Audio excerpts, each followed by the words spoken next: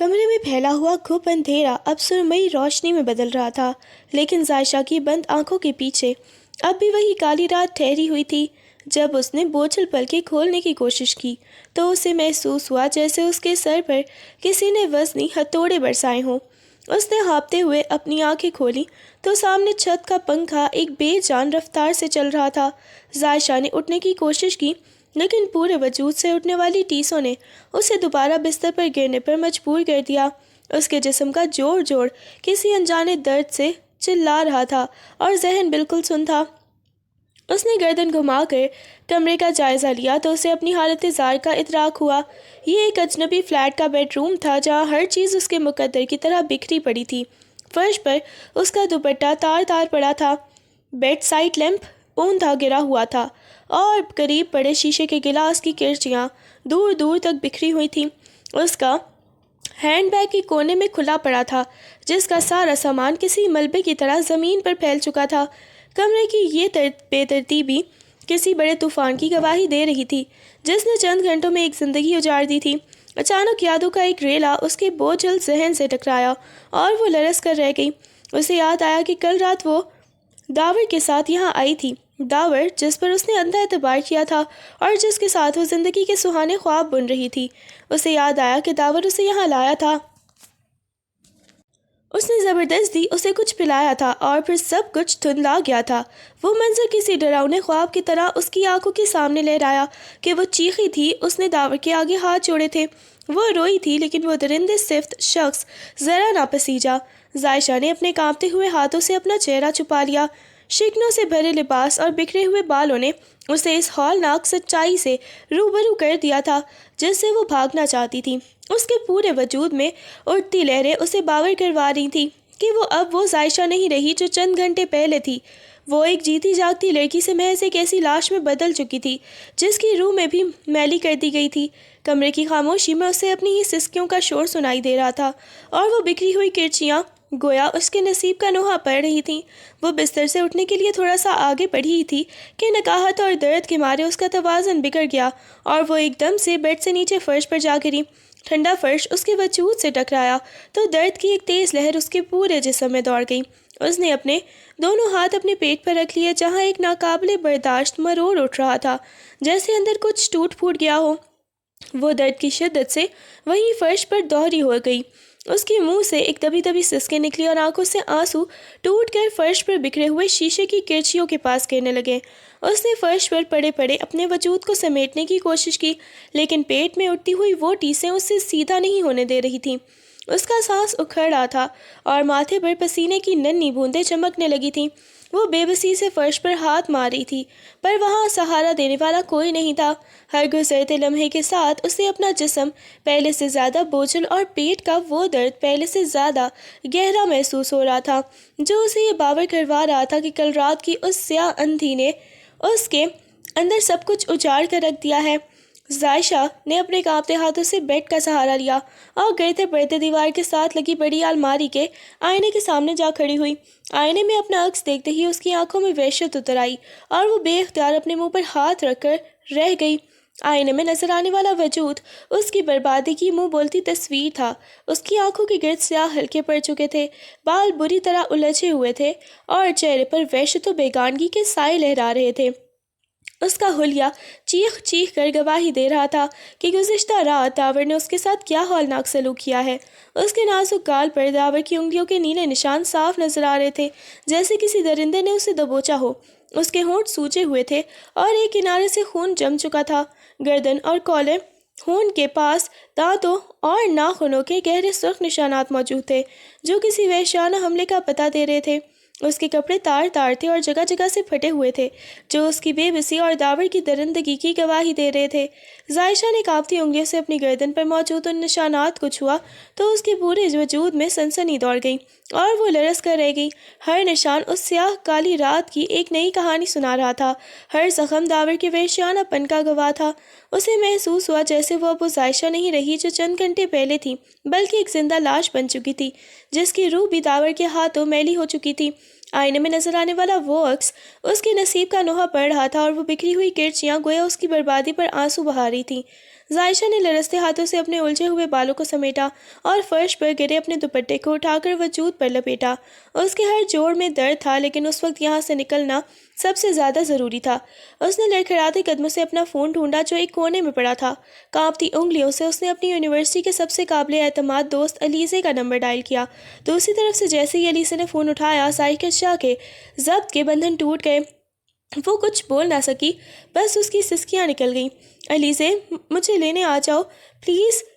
وہ بس اتنا ہی کہہ پائی اور اسے فلیٹ کی لوکیشن بھیج کر وہیں دروازے کے پاس ڈھیر ہو گئی۔ کچھ ہی دیر بعد جب بیل بجی اور علیزے اندر داخل ہوئی تو سامنے کا منظر دیکھ کر اس کے پیروں تلے سے زمین ہی نکل گئی۔ ظاہشہ دروازے کے پاس زمین پر بیٹھی تھی، کپڑے جگہ جگہ سے پھٹے ہوئے تھے، چہرہ سوجا ہوا تھا اور آنکھیں وحشت سے بھری ہوئی تھیں۔ علیزے کی چیخ نکلتے نکلتے رہ گئی۔ ظاہشہ، یہ کس نے کیا تمہارے ساتھ؟ یہ کیا حال ہے تمہارا؟ علیزے نے تڑپ کر اسے سہارا دیا، لیکن ظاہشہ کے پاس کوئی جواب نہیں تھا۔ وہ بس بت بنی دیوار کو تک رہی تھی۔ علیزے نے اسے سنبھالا، اس کے سر پر چادر ٹھیک کی اور اسے سہارا دے کر نیچے کھڑی اپنی گاڑی تک لائی۔ گاڑی میں بھی ظاہشہ بالکل خاموش تھی، جیسے اس کی روح اس کے جسم کا ساتھ چھوڑ چکی ہو۔ علیزے حیران بھی تھی اور شدید غصے میں بھی، لیکن ظاہشہ کی حالت دیکھ کر اس نے سوال کرنا مناسب نہ سمجھا۔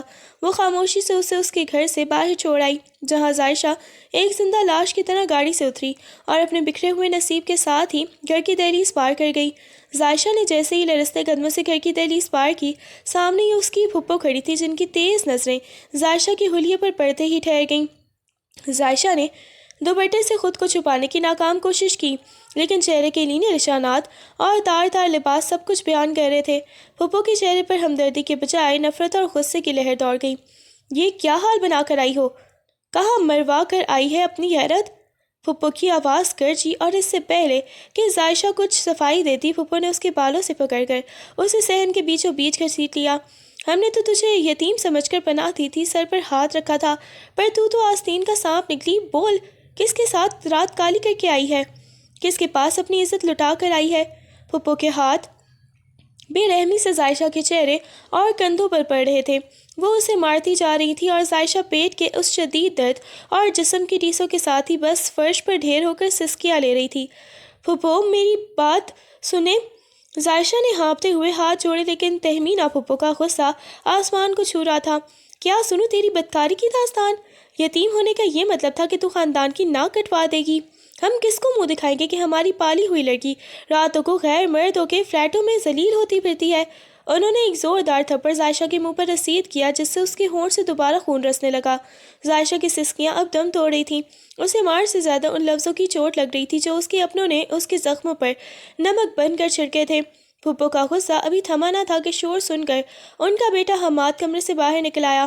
حماد، جس کے ساتھ ظاہشہ کی منگنی بچپن میں ہی طے کر دی گئی تھی، اپنی منگیتر کو اس حال میں دیکھ کر غصے سے آپے سے باہر ہو گیا۔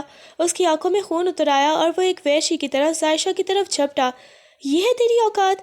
میری عزت کو اس طرح بازاروں میں رول کر آئی ہے تو؟ حماد نے دھاڑتے ہوئے ظاہشہ کا بازو اتنی سختی سے مروڑا کہ اس کے منہ سے چیخ نکل گئی۔ اس نے ایک زوردار ٹھوکر ظاہشہ کے اسی نازک وجود پر ماری جہاں وہ پہلے ہی درد سے دوہری ہو رہی تھی۔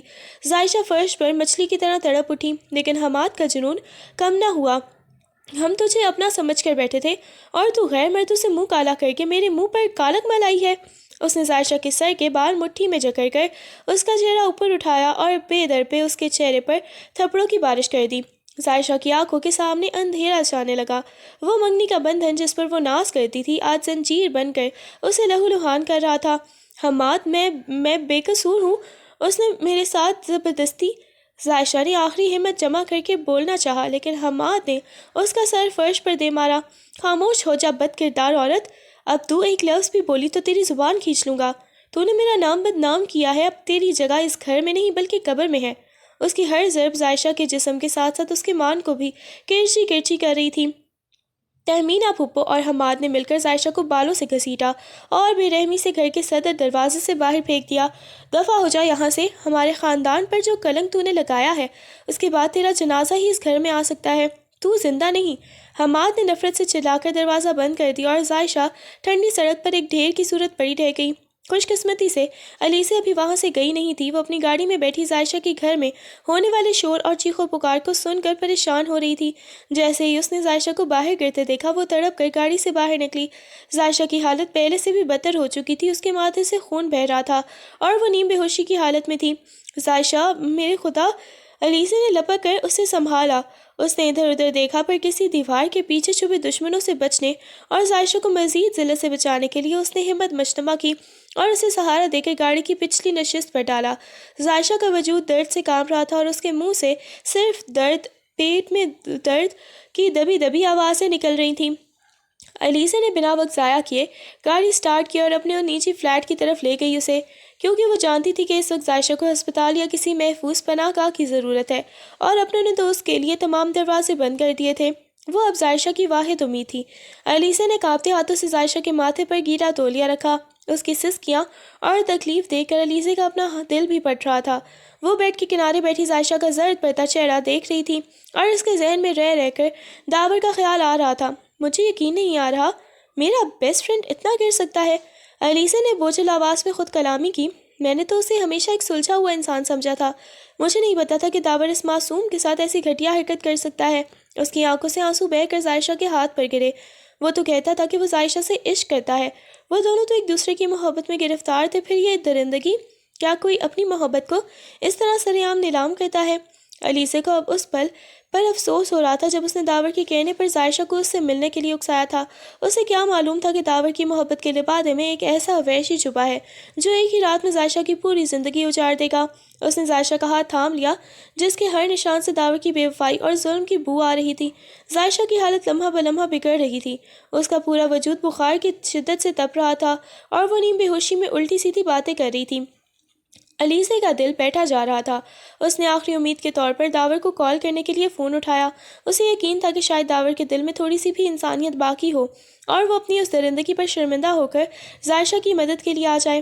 الیسا نے کانپتی انگلیوں سے داور کا نمبر ملایا، لیکن دوسری طرف سے آنے والی آپریٹر کی آواز نے اس کی امیدوں پر پانی پھیر دیا۔ آپ کا مطلوبہ نمبر اس وقت بند ہے۔ الیسا نے بار بار ٹرائی کیا، اسے میسیجز بھی کیے، لیکن نمبر مسلسل آف ہی جا رہا تھا۔ تم اتنے سنگ دل کیسے ہو سکتے ہو داور؟ الیسا نے غصے اور بے بسی سے فون بیڈ پر پٹک دیا۔ اسے اب سمجھ آ رہا تھا کہ داور نے یہ سب پہلے سے پلان کر رکھا تھا۔ وہ عائشہ کو برباد کر کے اس کی زندگی سے ہمیشہ کے لیے غائب ہو جانا چاہتا تھا۔ الیسا نے تڑپ کر عائشہ کے ماتھے پر ہاتھ رکھا جو آگ کی طرح دہک رہا تھا۔ اسے احساس ہوا کہ اب داور کا انتظار کرنا فضول ہے، اسے خود ہی عائشہ کو اس موت کے منہ سے نکالنا ہوگا۔ اس نے فوراً ڈاکٹر کو بلانے کے لیے فون اٹھایا کیونکہ عائشہ کی سسکیاں اب دم توڑ رہی تھیں۔ الیسا اپنی تمام تر مصروفیات چھوڑ کر کئی دن تک عائشہ کے پاس ہی رہی۔ وہ اس کا ہر طرح سے خیال رکھتی، اسے وقت پر دوائی کھلاتی اور اسے زندگی کی طرف واپس لانے کی کوشش کرتی، لیکن عائشہ ایک ایسی خاموشی کی چادر اوڑھ چکی تھی جسے توڑنا ناممکن لگ رہا تھا۔ وقت گزرنے کے ساتھ ساتھ الیسا کی پریشانی بڑھنے لگی، کیونکہ وہ ایک ورکنگ وومن تھی اور اس کے لیے ایک الگ فلیٹ میں عائشہ کو مستقل چھپا کر رکھنا اب مشکل ہوتا جا رہا تھا۔ تقریباً 1.5 ماہ گزر چکا تھا۔ عائشہ کا جسمانی زخم تو بھر چکے تھے، لیکن اس کی آنکھوں کی ویرانی ختم نہ ہوئی تھی۔ ایک صبح جب الیسا ناشتہ تیار کر رہی تھی، اچانک اسے واش روم سے عائشہ کی زور زور سے کہہ کرنے کی آوازیں آئیں۔ وہ گھبرا کر وہاں پہنچی تو دیکھا عائشہ نڈھال ہو کر فرش پر بیٹھی تھی۔ اس کا رنگ پیلا پڑ چکا تھا اور وہ بری طرح ہانپ رہی تھی۔ عائشہ، کیا ہوا؟ طبیعت پھر خراب ہو گئی؟ الیسا نے اسے سہارا دے کر اٹھایا، لیکن عائشہ کا سر بری طرح چکرا رہا تھا اور اس کے قدم بوجھل ہو رہے تھے۔ اسے اپنا وجود کسی گہری کھائی میں گرتا محسوس ہوا۔ الیسا نے جب اس کی بگڑتی حالت اور ان مخصوص علامات کو دیکھا تو اس کے دل میں ایک انجانا سا خوف سر اٹھانے لگا۔ وہ علامات جن سے ہر عورت واقف ہوتی ہے عائشہ کے وجود سے ظاہر ہونا شروع ہو گئی تھی۔ الیسا کا ذہن سن ہو گیا۔ اسے سمجھ نہیں آ رہا تھا کہ اگر اس کا شک درست نکلا تو وہ اس معصوم لڑکی کو اس نئے طوفان سے کیسے بچائے گی جس کی کوئی بھی منزل نہیں تھی۔ الیسا نے جب عائشہ کی مسلسل گرتی ہوئی صحت اور ان بدلتی ہوئی علامات کو دیکھا تو اس کا ماتھا ٹھنکا۔ اسے اب ایک ہولناک سچائی کا ادراک ہو رہا تھا۔ عائشہ، ہم ابھی ڈاکٹر کے پاس چلیں گے، یہ حالت ٹھیک نہیں ہے، تمہارا سر چکرا رہا ہے اور تمہیں لگاتار الٹیاں ہو رہی ہیں، الیسا نے دوپٹہ سنبھالتے ہوئے کہا، لیکن عائشہ نے سختی سے اس کا ہاتھ جھٹک دیا۔ اس کی آنکھوں میں ایک عجیب سا خوف تھا۔ نہیں، میں کسی ڈاکٹر کے پاس نہیں جاؤں گی، میں کسی کے سامنے نہیں جاؤں گی الیزے، وہ سب مجھے مار ڈالیں گے، وہ مجھے بد کردار کہیں گے، ظاہشہ نے نڈھال آواز میں کہا اور بیڈ پر لیٹ کر دیوار کی طرف رخ کر لیا۔ اس کے لہجے کی کاٹ اور خوف دیکھ کر الیزے سمجھ گئی کہ وہ اس وقت کسی ہسپتال جانے کی ہمت نہیں رکھتی۔ الیزے نے ایک لمبا سانس لیا اور خاموشی سے باہر نکل گئی۔ کچھ دیر بعد جب وہ واپس آئی تو اس کے ہاتھ میں ایک چھوٹا سا بیگ تھا۔ اس نے بیگ سے پریگنینسی ٹیسٹ کٹ نکالی اور ظاہشہ کے سامنے رکھ دی۔ ٹھیک ہے، اگر تم باہر نہیں جانا چاہتی تو مت جاؤ، لیکن ہمیں سچ جاننا ہوگا۔ یہ لو، ابھی جا کر چیک کرو، ہم اس طرح ابہام میں نہیں رہ سکتے، الیزے نے سنجیدگی سے کہا۔ ظاہشہ نے اس چھوٹی سی اسٹک کو دیکھا تو اسے محسوس ہوا جیسے اس کی موت کا پروانہ اس کے سامنے رکھ دیا گیا ہو۔ اس کے کانپتے ہاتھوں نے وہ کٹ اٹھائی اور وہ بوجھل قدموں کے ساتھ ہی واش روم کی طرف بڑھ گئی، جبکہ باہر کھڑی الیزے کے دل کی دھڑکنیں اس انجانے سچ کے خوف سے تیز ہو رہی تھیں۔ واش روم کا دروازہ کھلا تو ظاہشہ کے ہاتھ میں موجود وہ اسٹک اس کی بربادی کی حتمی مہر بن چکی تھی۔ اس پر موجود دو سرخ لکیریں چیخ چیخ کر کہہ رہی تھیں کہ داور کی درندگی صرف ایک رات کا قصہ نہیں تھی، بلکہ وہ اپنے پیچھے ایک عمر کا روگ چھوڑ کر گیا تھا۔ ظاہشہ کا سر چکرایا اور وہ وہیں دیوار کے سہارے فرش پر ڈھیر ہو گئی۔ نہیں، یہ نہیں ہو سکتا، یا اللہ، میں مر کیوں نہیں گئی؟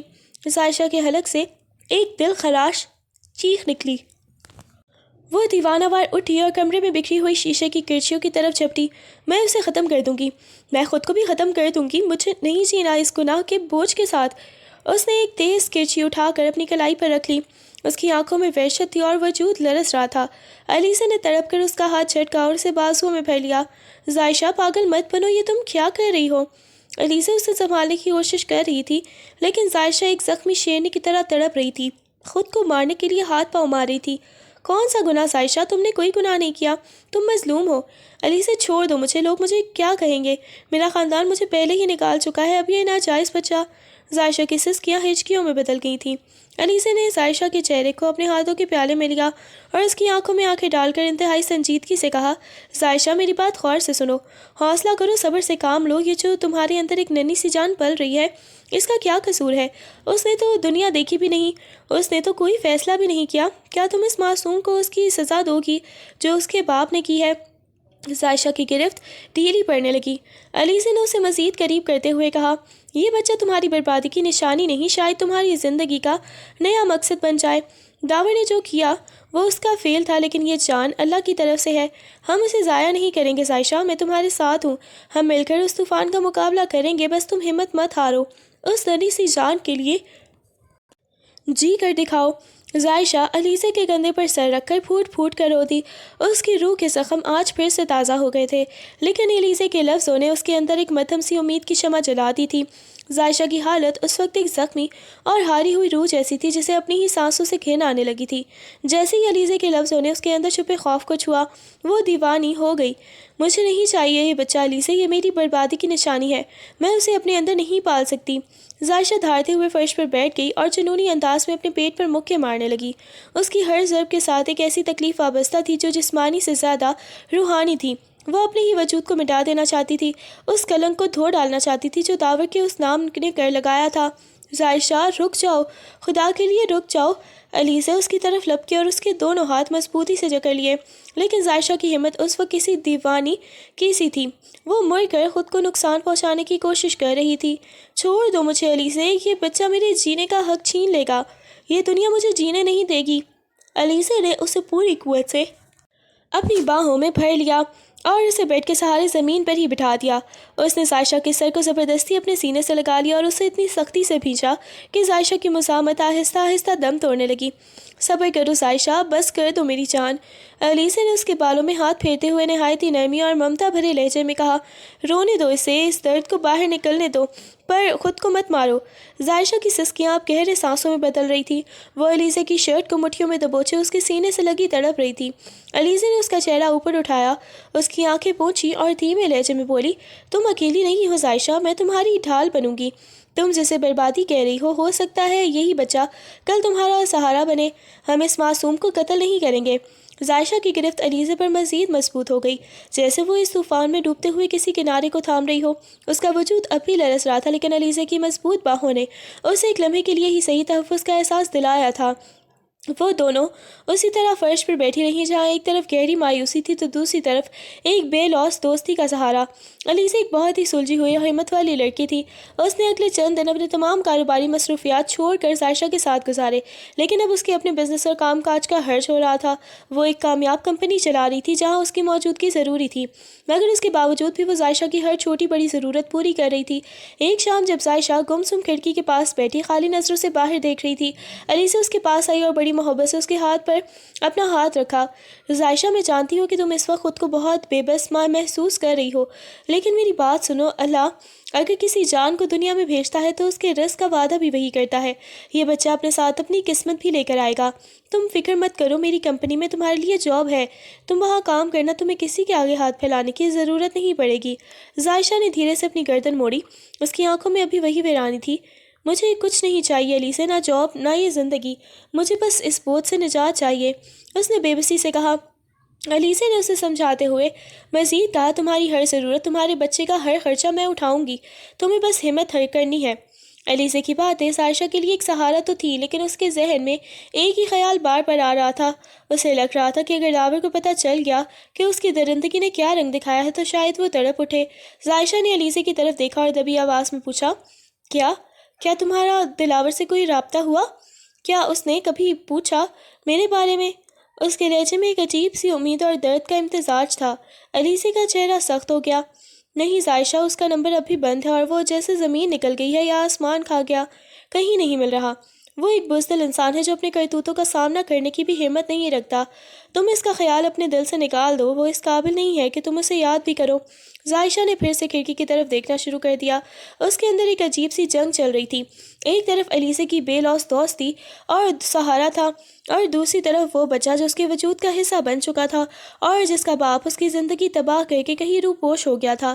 الیزا نے ایک لمبا سانس لیا۔ وہ جانتی تھی کہ عائشہ کو اس کیفیت سے نکالنے میں وقت لگے گا، لیکن وہ اسے تنہا چھوڑنے کا سوچ بھی نہیں سکتی تھی۔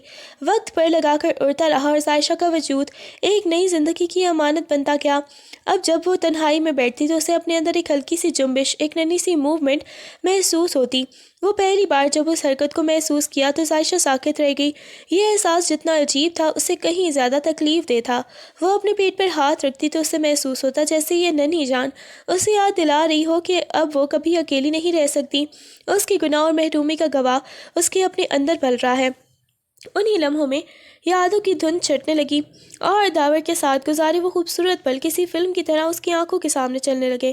اسے یاد آتا کہ وہ کیسے پاگلوں کی طرح اس سے محبت کرتی تھی، کیسے گھر والوں سے چھپ چھپ کر دل کی دھڑکنیں سنبھالے اس سے ملنے جایا کرتی تھی۔ وہ وعدے، وہ ہنسی، وہ ایک دوسرے کے ساتھ جینے مرنے کی قسمیں، سب کتنا سچ لگتا تھا۔ اس نے تو داور کو اپنا مان کر اپنا سب کچھ اس کے نام کر دیا تھا۔ کبھی سوچا بھی نہیں تھا کہ جس شخص کی آنکھوں میں اسے اپنی دنیا نظر آتی ہے وہی شخص اسے ایک ایسی اندھیری کھائی میں دھکیل دے گا جہاں سے واپسی کا کوئی راستہ نہیں۔ وہ گھنٹوں اپنے بیڈ پر پڑی سوچتی ہی رہتی کہ محبت میں اتنا بڑا دھوکہ کیسے ممکن ہے۔ وہ داور جو اسے چھونے سے پہلے بھی 1000 بار اس کی رضا پوچھتا تھا، وہ اس رات اتنا وحشی کیسے ہو گیا؟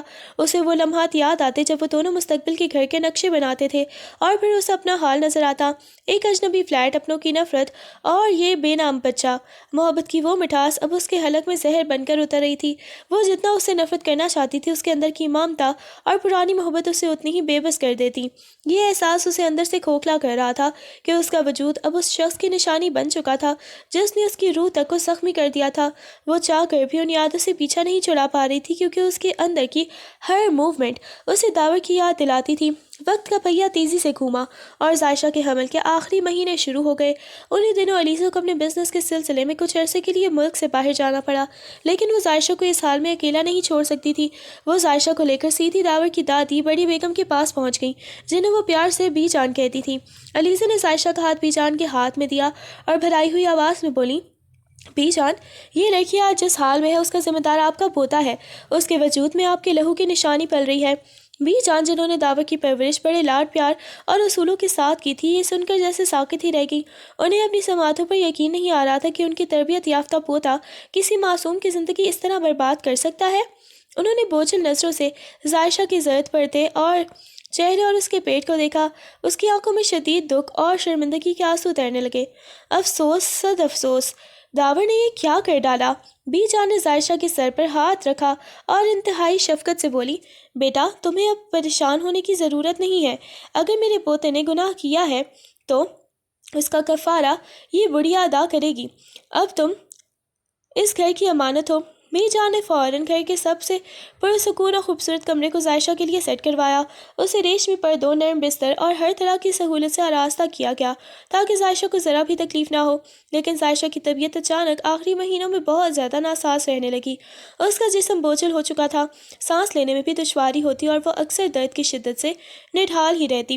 وہ سارا دن اس عالیشان کمرے میں پڑی رہتی جہاں بی جان خود اس کے پاس بیٹھ کر اسے دعائیں دیتی اور اس کا خیال رکھتی۔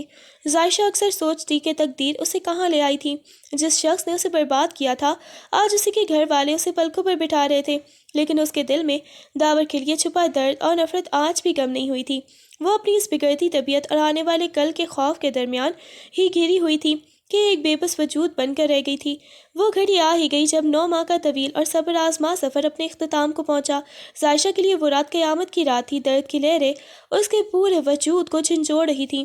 ہسپتال کے لیبر روم میں وہ گھنٹوں موت اور زندگی کی کشمکش میں ہی مبتلا رہی۔ اس کی چیخوں میں ان 6 سالوں کا دکھ، اپنوں کی بے وفائی اور داور کی درندگی کا قرب شامل تھا۔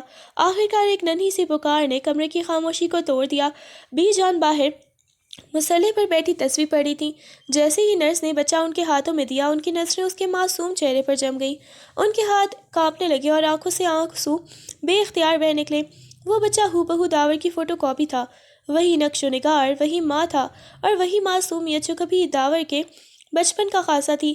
یا اللہ، یہ تو بالکل وہی ہے، بی جان کے منہ سے نکلا۔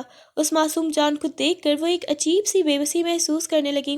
ایک طرف اپنے پوتے کی وہ ہولناک غلطی تھی جس نے ایک لڑکی کو کہیں کا راہ چھوڑا، اور دوسری طرف یہ ننھا سا وجود جو ان کے اپنے خون کی گواہی دے رہا تھا۔ انہیں رہ رہ کر ظاہرشاہ کے ان زخموں کا خیال آ رہا تھا جو ان کے پوتے نے اسے دیے تھے۔ ادھر ظاہرشاہ جو نکاہت سے نڈھال بیڈ پر پڑی تھی، جب اس نے پہلی بار اپنے بیٹے کو دیکھا تو اس کے دل میں جذبات کا طوفان اٹھ کھڑا ہوا۔ وہ چاہ کر بھی اس بچے سے نفرت نہیں کر پائی کیونکہ اس کا چہرہ اس محبت کی یاد دلاتا تھا جو کبھی اس کی زندگی کا حاصل تھی۔ وہ بچہ داور کی درندگی کا نشان بھی تھا اور اس کی پہلی محبت کا عکس بھی۔ ظاہرشاہ نے لرزتے ہاتھوں سے اسے اپنے سینے سے لگایا اور پھوٹ پھوٹ کر رو دی۔ یہ آنسو خوشی کے تھے یا اس دیرینہ دکھ کے، یہ وہ خود بھی نہیں جانتی تھی۔ اب اس کی زندگی کا ایک نیا اور کٹھن مرحلہ شروع ہونے والا تھا جہاں اسے اپنی ہی فوٹو کاپی کو دیکھ کر روز جینا اور روز مرنا تھا۔ 5 سال کا طویل عرصہ بیت چکا تھا۔ ظاہرشاہ اب اس گھر کے کوارٹر میں اپنی زندگی کے دن گزار رہی تھی۔ بڑی بیگم نے اسے اپنے پاس پناہ تو دے دی تھی، لیکن ظاہرشاہ نے کبھی خود کو اس گھر کی مالکن یا بہو نہیں سمجھا۔ اس نے ہمیشہ اپنی حد میں رہنا پسند کیا۔ انہی دنوں داور طویل عرصے بعد بیرون ملک سے واپس آ چکا تھا۔ وہ کئی بار حویلی کے صحن میں یا راہداریوں میں نظر آیا، لیکن ظاہرشاہ نے ہمیشہ خود کو اس کی نظروں سے بچا کر رکھا۔ جب وہ باہر نکلتا، ظاہرشاہ کمرے کا دروازہ بند کر لیتی۔ جب وہ لان میں ہوتا، ظاہرشاہ کھڑکی کے پردے گرا دیتی۔ اس نے قسم کھا رکھی تھی کہ وہ اس شخص کو دوبارہ اپنا چہرہ نہیں دکھائے گی جس نے اسے ایک زندہ لاش بنا دیا تھا۔ ایک صبح جب داور پورچ میں اپنی گاڑی کے پاس کھڑا کسی فون کال میں مصروف تھا کہ اچانک اس کی نظر لان میں کھیلتے ہوئے ایک چھوٹے سے بچے پر پڑی۔ 5 سالہ اذلان گیند کے پیچھے بھاگ رہا تھا اور اس کی ہنسی پورے صحن میں گونج رہی تھی۔ داور کی گفتگو کے دوران ہی زبان لڑکھڑا گئی۔ وہ ساکت ہو کر اس بچے کو دیکھنے لگا۔ اذلان کے نقش و نگار، اس کے بالوں کا انداز، یہاں تک کہ اس کے کھڑے ہونے کا طریقہ بھی ہو بہو داور جیسا تھا۔ داور کو ایک لمحے کے لیے ایسا محسوس ہوا جیسے وہ آئینے میں اپنا ہی بچپن دیکھ رہا ہو۔ اسے اپنی آنکھوں پر یقین نہیں آ رہا تھا۔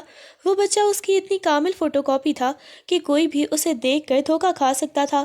داور کے دل کی دھڑکن ایک پل کے لیے تیز ہوئی۔ ایک عجیب سی بے چینی نے اسے گھیرا۔ یہ بچہ کون ہے؟ اس کے ذہن میں سوال ابھرا، لیکن پھر اگلے ہی لمحے اس نے سر جھٹک دیا۔ پاگل ہو گیا ہوں میں؟ دنیا میں ہم شکل لوگ ہوتے ہی ہیں، شاید کسی ملازمہ کا بچہ ہوگا۔ اس نے خود کو سمجھایا اور اپنی سوچ کو جھٹک کر گاڑی میں جا بیٹھا۔ اس نے حقیقت کو نظر انداز تو کر دیا، لیکن وہ معصوم چہرہ اس کے لاشعور میں ایک کانٹے کی طرح چپ کر ہی رہ گیا تھا۔ اسے کیا معلوم تھا کہ جس شخص کو وہ سچ کو وہ محض ایک اتفاق سمجھ کر ٹھکرا رہا تھا، وہ اسی کے گناہوں کا کفارہ بن کر اس کے سامنے کھڑا ہے۔ ایک سرد رات جب حویلی کے در و دیوار خاموشی کی چادر اوڑھ چکے تھے، داور ٹہلنے کے لیے لان کی طرف نکلا۔ ابھی وہ چند قدم ہی چلا تھا کہ اچانک کسی ننھے سے وجود نے پیچھے سے آ کر اس کی ٹانگوں کو جھپٹی ڈال لی۔ داور چونک کر رک گیا اور نیچے دیکھا تو وہی 5 سالہ بچہ اذلان اپنی بڑی بڑی معصوم آنکھوں سے اسے دیکھ رہا تھا۔ مجھے آئس کریم کھانی ہے، پلیز مجھے آئس کریم دے دینا، بچے نے اتنی اپنائیت اور لاڈ سے کہا جیسے وہ برسوں سے داور کو جانتا ہو۔ داور کا دل جو عام طور پر سخت رہتا تھا اس بچے کی معصومیت دیکھ کر پگھلنے لگا۔ وہ بچہ تھا ہی اتنا خوبصورت کہ کوئی بھی اسے دیکھ کر مسکرائے بغیر نہ رہ سکتا۔ داور نے جھک کر اسے دیکھا، اس کے ننھے سے نقش و نگار، اس کی آواز کا اتار چڑھاؤ، سب کچھ داور کو اپنی ہی عکس جیسا لگ رہا تھا۔ اتنی رات کو آئس کریم؟ داور نے دھیمے لہجے میں پوچھا، مگر اس کے ہاتھ خود بخود فریزر کی طرف بڑھ گئے۔ اس نے ایک کپ نکال کر بچے کو دیا تو اذلان کی آنکھیں خوشی سے چمک اٹھیں۔ تھینک یو، اذلان نے خوش ہو کر کہا اور وہیں بیٹھ کر آئس کریم کھانے لگا۔ داور اسے کھاتے ہوئے دیکھ رہا تھا اور اس لمحے اسے اپنے سینے میں ایک عجیب سی ہلچل محسوس ہوئی، ایک ایسی بے چینی، ایک ایسا تعلق جس کا اس کے پاس کوئی نام نہیں تھا۔ اسے ایسا لگ رہا تھا جیسے اس کے بچے کی رگوں میں دوڑنے والا خون اسے پکار رہا ہو۔ وہ جتنا اس مشابہت کو محض ایک اتفاق سمجھ کر نظر انداز کرنے کی کوشش کرتا، اذلان کی ہر حرکت اسے اسی سچائی کی طرف واپس کھینچ لاتی۔ اسے کچھ بہت عجیب محسوس ہو رہا تھا، جیسے کوئی بہت بڑا راز اس کے بالکل سامنے کھڑا ہو اور وہ اسے پہچاننے سے قاصر ہو۔ اس نے کبھی نہیں سوچا تھا کہ کسی اجنبی بچے کا لمس اس کے پتھر ہوتے دل پر ہمدردی اور اپنائیت کی ایک ایسی لہر دوڑا دے گا۔ داور کا دل اس معصوم کی معصومیت کے سامنے ہار چکا تھا۔ رات کی ٹھنڈک بڑھ رہی تھی اور اذلان آئس کریم کھاتے کھاتے اب اونگنے لگا تھا۔ داور نے ایک پل کے لیے سوچا کہ اسے کوارٹر کی طرف بھیج دے، لیکن اس کے ہاتھ خود بخود آگے بڑھے اور اس نے اذلان کو اپنی گود میں اٹھا لیا۔ وہ اسے لے کر اپنے پرتعیش کمرے میں آ گیا۔ جیسے ہی داور بیڈ پر بیٹھا، اذلان نے نیم بے ہوشی کے عالم میں اپنا ننھا سا سر داور کے چوڑے سینے پر ٹکایا اور اس کی شرٹ کو مٹھی میں جکڑ لیا۔ داور نے اسے کمبل اڑایا، لیکن اذلان وہاں سے ہٹنے کے بجائے مزید سمٹ کر داور کے دل کی دھڑکنوں کے قریب ہو گیا۔ داور کے لیے یہ احساس بالکل نیا اور سحر انگیز تھا۔ وہ بچہ جو شکل میں اس کا عکس تھا، اب اس کے سینے پر اتنے سکون سے سو رہا تھا جیسے اسے اپنی منزل مل گئی ہو۔ داور نے اسے دیکھا تو اسے محسوس ہوا جیسے اس کے اندر کی برسوں کی بے چینی تھم گئی ہو۔ اس نے غیر ارادی طور پر اذلان کے ماتھے پر بوسہ دیا اور اسے اپنے ساتھ کھینچ لیا۔ کمرے کی مدھم روشنی میں اسے اپنے ہی وجود کے اس چھوٹے سے حصے کو سینے سے لگائے داور کو عجیب سی اپنائیت محسوس ہو رہی تھی۔ اسے نہیں معلوم تھا کہ یہ بچہ اس کی گناہوں کی نشانی ہے یا اس کی زندگی کے سحر، لیکن اس رات داور کے دل کے بند دروازوں پر کسی نے دستک دی۔ وہ خود بھی اذلان کی معصوم سانسوں کی تال پر آہستہ آہستہ نیند کی وادیوں میں اترنے لگا۔ جب اسے خبر نہ تھی کہ دیوار کے اس پار کوئی تڑپتی آنکھیں اپنے جگر کے ٹکڑے کو تلاش کر رہی ہیں۔ اگلی صبح جب سورج کی پہلی کرن کمرے میں داخل ہوئی تو داور کی آنکھ کھلی تو اسے اپنے سینے پر ایک بوجھ سا محسوس ہوا۔ اس نے نیچے دیکھا تو وہی بچہ اذلان اب بھی گہری نیند میں اس سے لپٹا سو رہا تھا۔ داور اسے دیکھ کر حیرت کے سمندر میں ڈوب گیا۔ اسے سمجھ نہیں آ رہا تھا کہ وہ شخص جو کسی کو اپنے قریب آنے کی اجازت نہیں دیتا تھا، اس نے ایک انجانے بچے کو پوری رات اپنے سینے سے لگا کر کیسے سلا لیا۔ اسے اذلان سے اتنی شدید اپنائیت کیوں محسوس ہو رہی تھی؟ وہ ابھی انہی سوچوں میں گم تھا کہ اذلان کی آنکھ کھل گئی۔ وہ مسکراتے ہوئے بیڈ سے اترا اور کمرے سے باہر بھاگ گیا۔ داور بھی اس کے پیچھے پیچھے ہال تک آیا۔ ابھی وہ وہیں کھڑا تھا کہ اچانک سامنے والی راہداری سے ایک سیاہ چادر میں لپٹی عورت تیزی سے گزری۔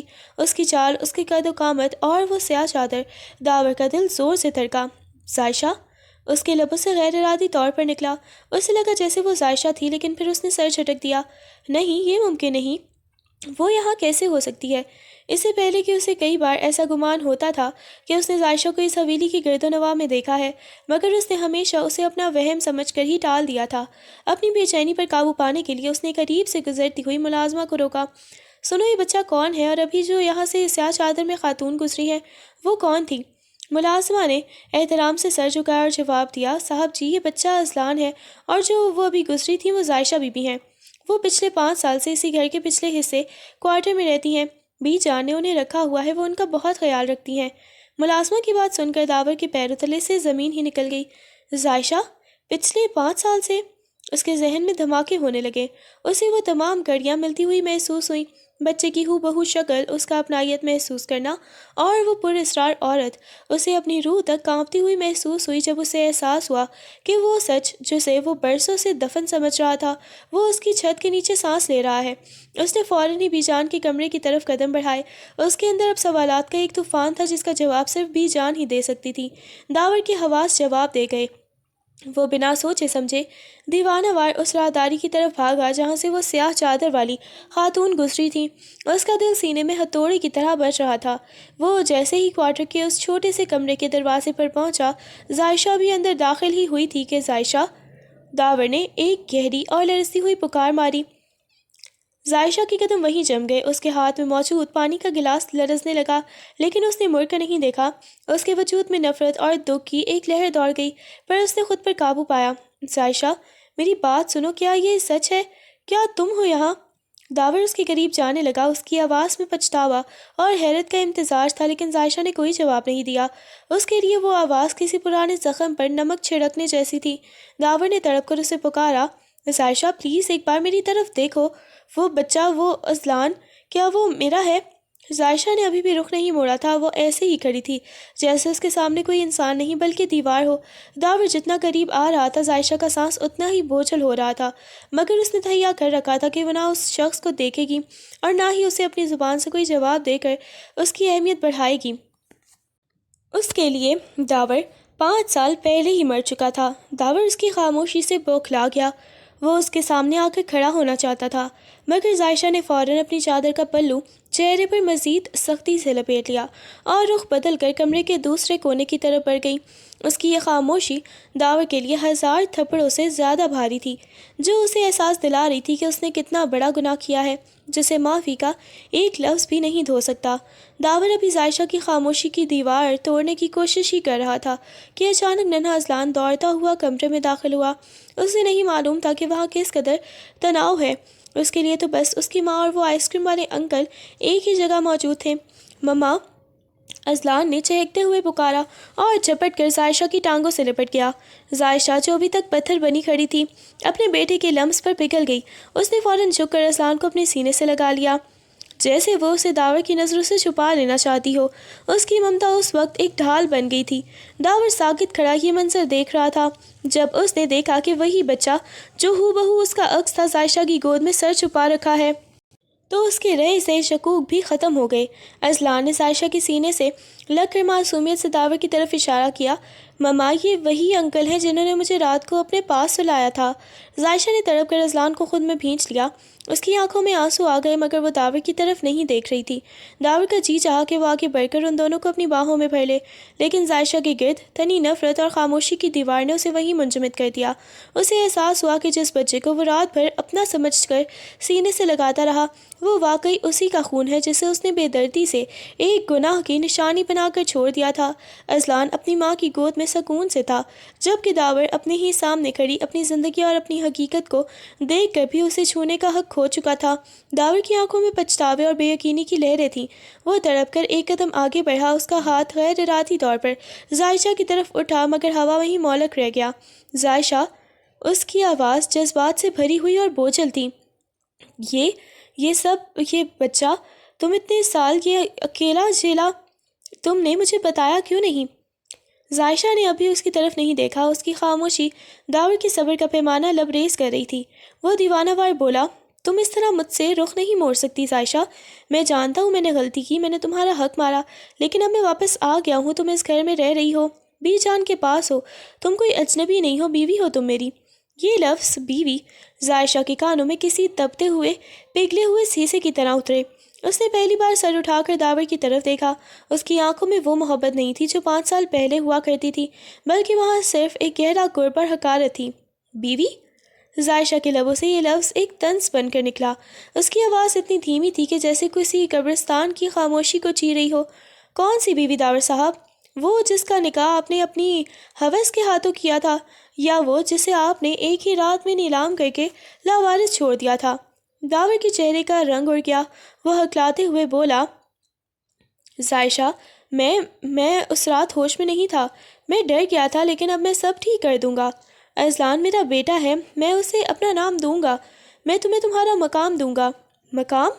ظاہشہ نے سرد لہجے میں اسے ٹوکا اور اذلان کو کمرے سے باہر جانے کا اشارہ کیا۔ جب بچہ باہر نکل گیا تو وہ داور کے بالکل سامنے آ کر کھڑی ہوئی، اس کی آنکھوں میں آنکھیں ڈال کر بولی، میرا مقام اس دن ہی ختم ہو گیا تھا جب آپ نے میرا نمبر بلاک کیا تھا۔ اذلان آپ کا نام تب مانگتا جب اس کا باپ اس کی ماں کی عزت کرتا۔ میرا بیٹا صرف میرا ہے، اسے کسی ایسے نام کی ضرورت نہیں جس کی بنیاد بے وفائی پر رکھی گئی ہو۔ آپ میرے لیے اب صرف ایک گنہگار ہیں، اس سے زیادہ کچھ بھی نہیں۔ داور اس کی ہمت اور اس کے لہجے کی کاٹ دے کر گنگ رہ گیا۔